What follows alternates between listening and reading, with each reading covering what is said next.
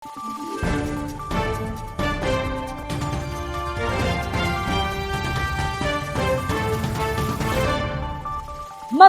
araw, Pilipinas! Ito ang Valiente News sa tid sa inyo ng Office of the Vice President. Inalalayan ng OVP BARM Satellite Office ang mga apektadong residente sa naganap na sunog sa Barangay Poblacion 7 sa Cotabato City. Ang detalye ihahatid ni Jera Gomez. Agad na tumugon at nagsagawa ng relief operations ang OVP Bangsamoro Autonomous Region in Muslim Mindanao o BARM Satellite Office.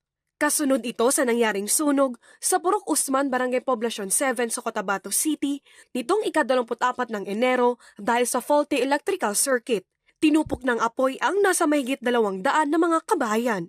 Sa kabuuan, nasa 276 na mga relief boxes na naglalaman ng banig, toothbrush, toothpaste at marami pa ang naipamahagi ng opisina sa mga apektadong pamilya.